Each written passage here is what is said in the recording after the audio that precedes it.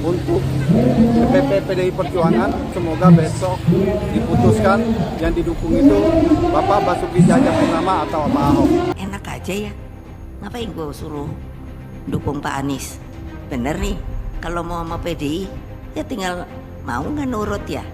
Meskipun Anies elektabilitasnya tertinggi, tetapi di segmen konstituen PDI Perjuangan, Anies hanya dipilih oleh 7% saja. Jadi survei indikator basis PDI Perjuangan sebagian besar ke Ahok. Saya kira untuk orang luar itu baru bisa kalau kita tidak punya kader untuk maju. Ibu Mega ini agak dilema. Kalau saya jadi Ibu Mega, pasti saya juga dilema. Kenapa dilema? Di satu sisi, semua kan pengen menang.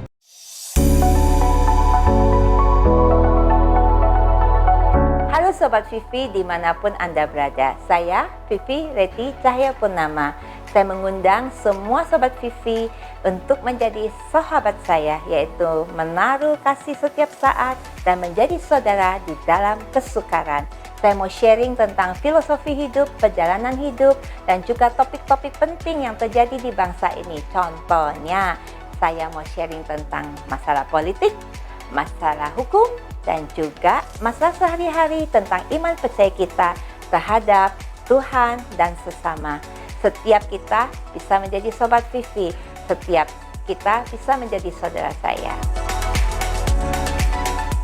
Berbicara tentang dunia politik, di politik ini pertama kita harus mengerti dulu, ada istilah nggak ada teman abadi, nggak ada musuh abadi, yang ada kepentingan abadi. Kepentingannya apa dulu? Nah sekarang wacana ini timbul, mau menduetkan ya Pak Anies dengan Pak Ahok. Orang-orang beranggapan bahwa itu bisa terlaksana. Tetapi saya mau sampaikan bahwa itu tidak mungkin. Kenapa? Karena itu bertentangan dengan Undang-Undang Nomor 10 Tahun 2016.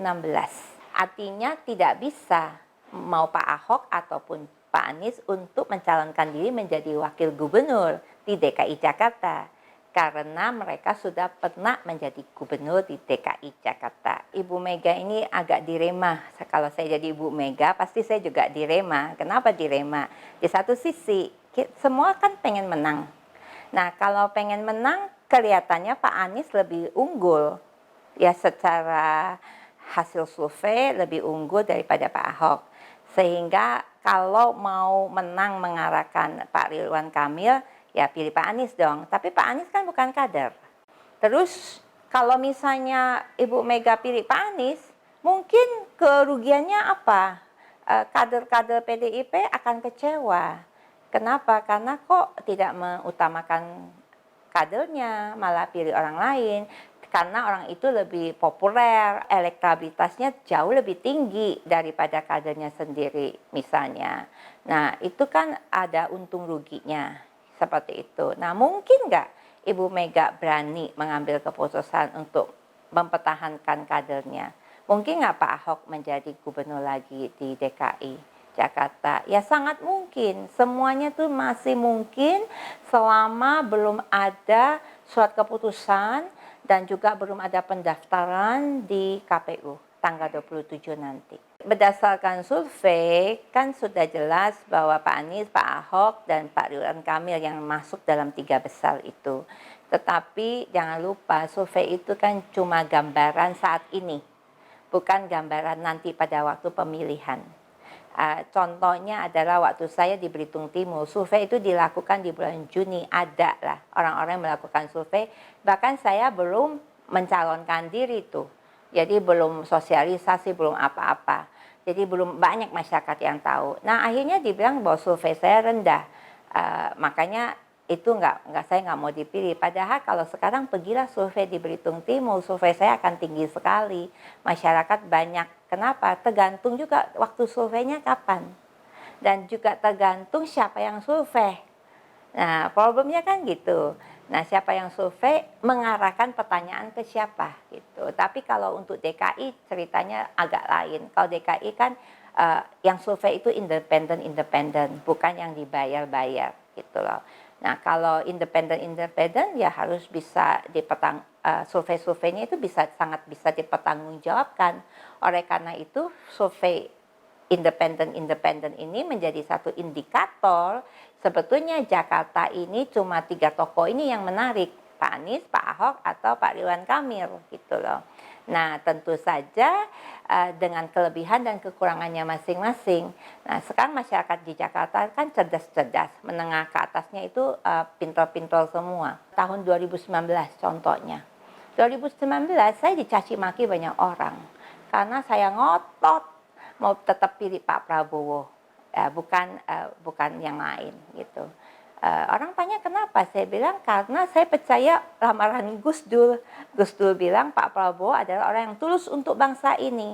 Saya mau cari pemimpin yang tulus untuk bangsa ini, yang mau membangun bangsa ini, bukan untuk kepentingan pribadinya, bukan untuk kepentingan golongannya, apalagi untuk kepentingan keluarganya sendiri. Nah, itu sangat penting. Nah, kalau kita balik lagi ke pemilihan gubernur, ya tentu saja kinerjanya selama ini gimana? Dua-duanya udah pernah jadi gubernur loh. Tiga-tiganya udah pernah jadi gubernur. Pak Ridwan Kamil adalah gubernur di Jawa Barat. Pak Anies adalah mantan gubernur di DKI Jakarta. Pak Ahok adalah mantan gubernur DKI Jakarta. Coba deh lihat rekam jejaknya. Kemudian lihat juga hasil kerjanya. Lebih pro rakyat atau pro orang lain. Atau pro golongan, atau pro pengusaha, atau pro apa aja lah. Nah, jadi carilah pemimpin yang benar-benar terus mencintai bangsa ini dan benar-benar waktu mereka jadi gubernur itu mereka melakukan banyak sekali terobosan-terobosan yang pro rakyat. Sekali lagi di politik itu tidak ada teman abadi, tidak ada musuh abadi, yang ada kepentingan abadi. Bagaimana kalau kepentingan itu adalah kepentingan untuk rakyat banyak? Jadi kalau kepentingan untuk rakyat banyak, ya dicari dong rekam jejaknya. Populer aja nggak cukup. Bisa kerja apa enggak? Kemudian manfaatnya untuk rakyat besar apa kecil? Jadi kita lebih baik memilih pemimpin yang sungguh-sungguh mencintai bangsa ini, yang tulus dan mau melayani. Untuk anak-anak Tuhan, yang mengaku anak-anak Tuhan, yang ada terjun di dunia politik yang katanya sangat kotor, sangat nggak bagus gitu, gelap, apalah istilahnya ya. Itu ada contoh-contoh di Alkitab bagaimana Daniel, Sadrak, Mesak, Abednego di Babel, mereka tidak menajiskan dirinya dengan makanan raja. Artinya mereka tidak melakukan apa yang dilakukan teman-teman seprofesinya. Buat setiap anak Tuhan yang terjun ke dunia politik menjadi terang di sana di tengah kegelapan. Bagaimana dia nggak ikut-ikutan, maaf ya, korupsi, nggak ikut-ikutan ngambilin uang rakyat, nggak ikut-ikutan pakai fasilitas negara untuk kepentingan pribadi, nggak ikut-ikutan menggemukkan kroni-kroninya itu. Tapi kenapa dia mau terjun ke dunia politik? Tujuannya adalah satu, Yesus sudah bilang menjadi pelayan, yaitu melayani masyarakat, melihat masyarakat sebagai stakeholder, sebagai pemegang saham atas bangsa ini, dan mereka itu adalah orang yang dipekerjakan seperti direktur-direktur di perusahaan, bagaimana dia mengelola ya aset daripada negara ini untuk sebesar-besarnya, untuk kepentingan dan kemakmuran rakyat, sehingga terjadilah keadilan sosial itu. Nah, kalau anak Tuhan terjun ke dunia politik dengan motivasi yang salah, bukan untuk memuliakan Tuhan, tapi mencari kemuliaannya sendiri atau mencari keuntungan pribadi, ya jangan. Akhirnya apa? Ikut-ikut merusak. Di dunia ini nggak ada profesi yang jahat. Yang ada adalah oknum. Semua profesi itu baik. Asal kita berani menjunjung tinggi hukum dan keadilan. Sebagai orang Kristen, anak-anak Tuhan yang mau terjun ke dunia politik, ingat firman Tuhan, apapun yang kamu lakukan seolah-olah itu untuk Tuhan. Sesederhana itu. Terima kasih. Tuhan Yesus berkati. Salam.